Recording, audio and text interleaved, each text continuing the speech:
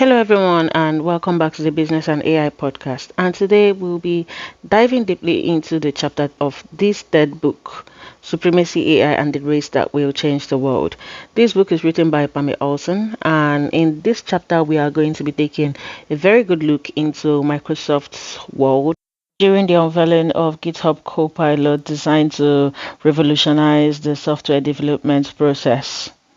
The next 15 minutes or so, we will break down this chapter's key theme, recount the actual examples, and then offer a detailed review, as we usually do, of what worked, what should have worked better, and then our most interesting part, questions for reflection, based off on this chapter.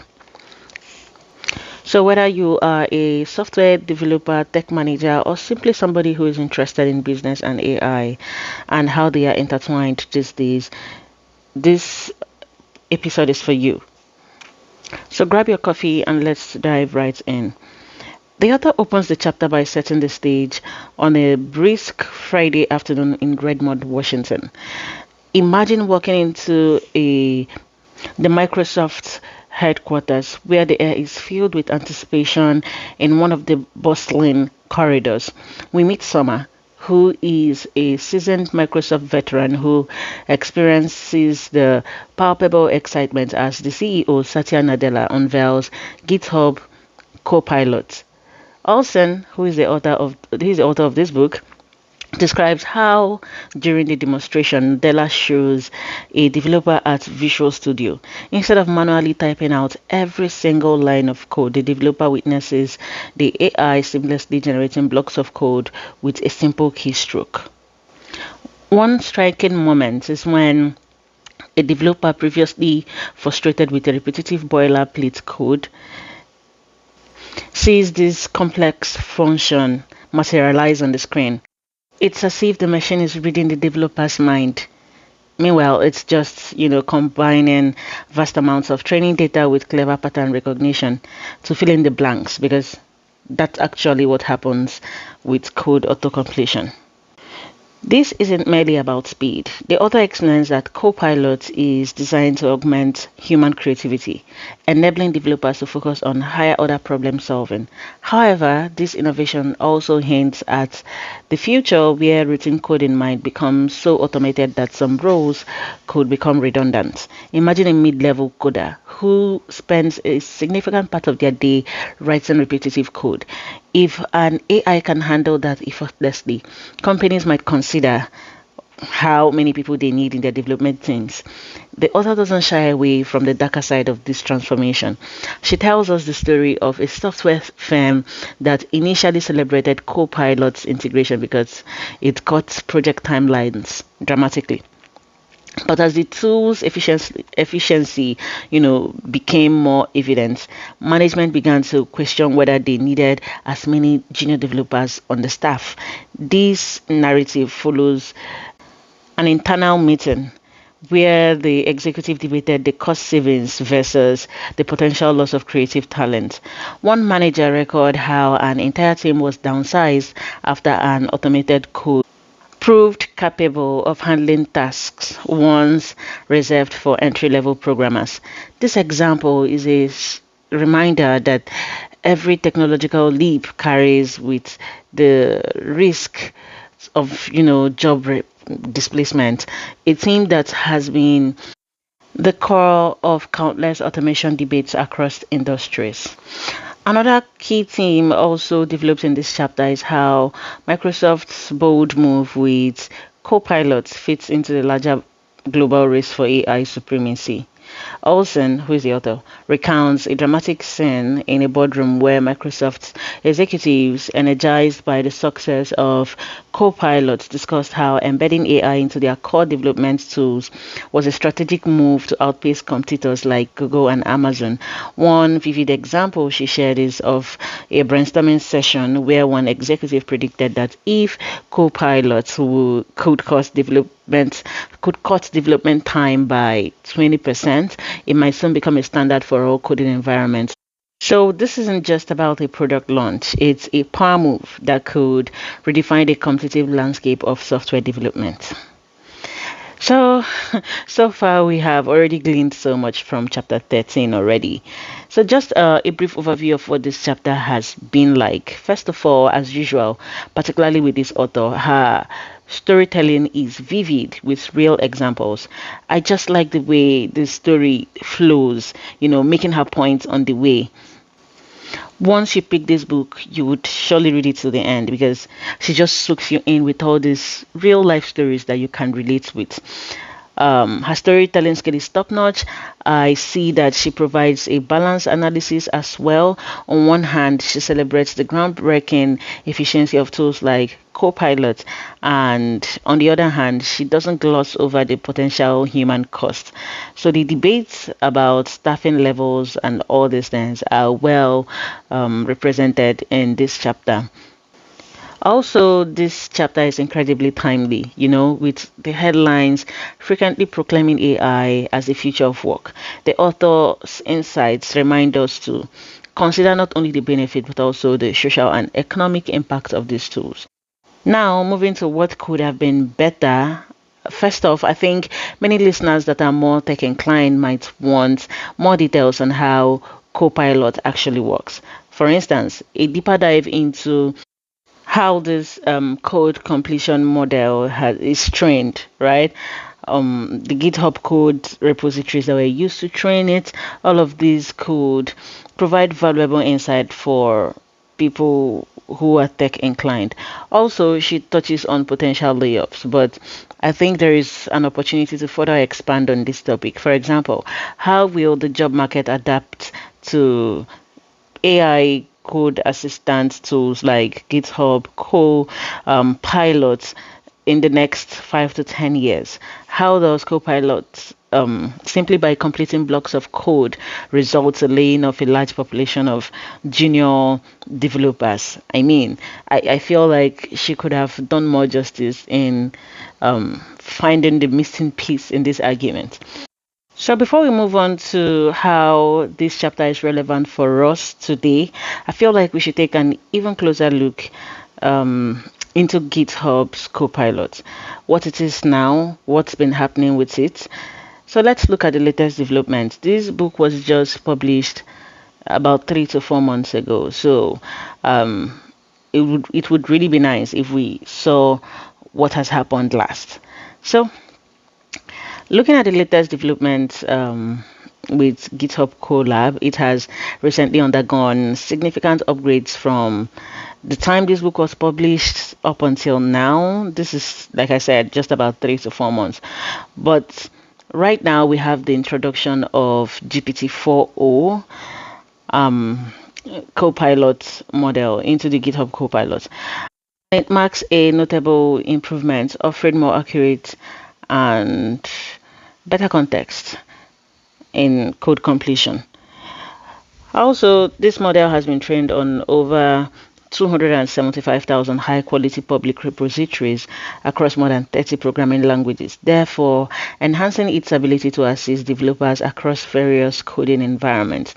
In an effort to make Copilot more accessible, GitHub has announced a free plan for Visual Studio users. That's VS Code. So this plan offers up to 2,000 code completions per month, allowing developers to experience the benefit of AI assistant coding without financial commitments. We see that nowadays several studies have highlighted the positive impact of GitHub Colab on developer productivity. Developers have reported that co-pilots have helped them stay in the flow and reduces, mental effort required for repetitive tasks. So this is not, it doesn't only speed up coding, but it also enhances job satisfaction. But again, the broader impact, economic impact, and substantial research has indeed indicated that productivity boosts from AI powered developer tools like Copilot could potentially increase global GDP by over $1.53 billion. Okay, that's a lot. So, this underscores a transformative potential of integrating AI into software development workflows. But I'm sure it comes with some challenges, and let's get there. So, despite all of these advantages, Copilot is not without challenges, like I just said. Recently, a new vulnerability dubbed the Rules Fire Backdoor was discovered, affecting AI-powered code editors like GitHub Copilot. This vulnerability allows hackers to inject malicious code. Um, oh my god! So I think this is really scary. So basically, what this does is, while you're typing out your code and softwares like GitHub Colab, the AI assisted coding tool is helping you complete your code. There are hackers somewhere injecting malwares, injecting malicious code, projecting it as if it's GitHub Colab completing your code. Meanwhile, it's being completed with malicious code. And this can breach security, especially when you are coding up a very secure system. Very scary, I see. So let's move on to job market dynamics. So the automation capability of tools like Copilot have sparked discussions about their impact on employment within the coding workforce. So while these tools can automate portions of code development leading to efficiency gains and all that, they are designed to supplement rather than replace human coders. I couldn't wait to say this actually. I use VS Code and I get all these code completions, right? It's really nice because it just seems to make your work easier, right? But it's not meant to replace you as a coder. It's just supposed to supplement your efforts. It's supposed to support you. So no matter what anybody says, I still believe that coding requires a human touch. You have to understand the system, understand the problem you're trying to solve, then be able to translate it into an actual code. So I still do believe that the demand for coding skills is still very high and would still be very high, even for entry level skills, developers, as the case may be.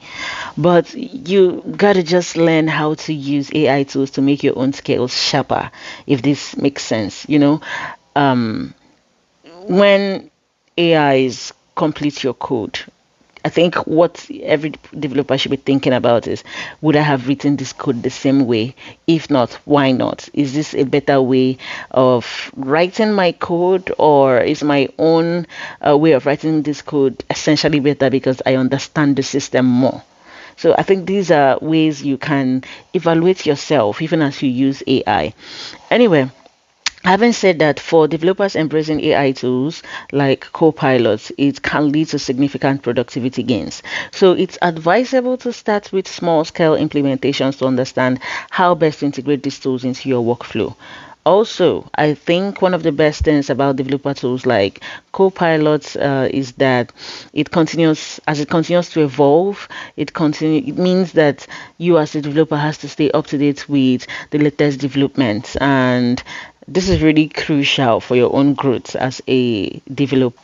Also, like I mentioned, for entry level developers, in fact, for all developers, because tools like Copilot helps you complete code, that means it's also actively teaching you to code, or actively teaching you, giving you a second opinion on how to write your code. So if you use it correctly, you'd become a better coder with AI tools. So getting back to our usual flow, um, I feel like we've already covered everything we would have mentioned for the relevance of this chapter. So I think we would just move into the practical applications. And I feel like we've also said a lot of it, like learning how to integrate AI into your workflow if you're a developer, or not just GitHub Copilot. There are other AI coding tools out there. So you might want to explore all of those and then find out what works best for you and how it helps you the most. Also, foster open dialogue on AI impact. How is this affecting your work? Is this affecting you positively? Is it affecting you negatively? At your organization or community, engage in discussions about even the ethical aspect and the economical implications of this. So by ethical aspect, very quickly, what I mean is transparency in the code repository that has been used to train tools like GitHub Copilot. So moving on to our last segment, which is my best segment actually, questions for reflection based upon this chapter. I have three questions for reflection for us. The first one would be, how might your organization balance the immediate gains of automation with a long-term need to preserve human expertise and creativity? And I feel like we can personalize this question also, because how can you yourself balance the immediate gains of automation and, time saving and all the things that come with it? Now, how do you balance that with preserving your own human expertise and creativity? Because you find out that once you start to over rely on AI, I don't think you're necessarily building your own skills. So, how do you balance this out? And I think this is a very important question. Then, our second question for reflection is, in what ways can companies design retraining programs to help workers transition from routine coding tasks to more strategic roles, and that's if they care? And for our third question, which will be our last, what measures would you advocate for? So, what additional safeguards or transparency measures would you advocate to ensure that development of AI tools like Copilot benefits both companies and their employees? So I would like to hear your thoughts on these questions, especially the first one.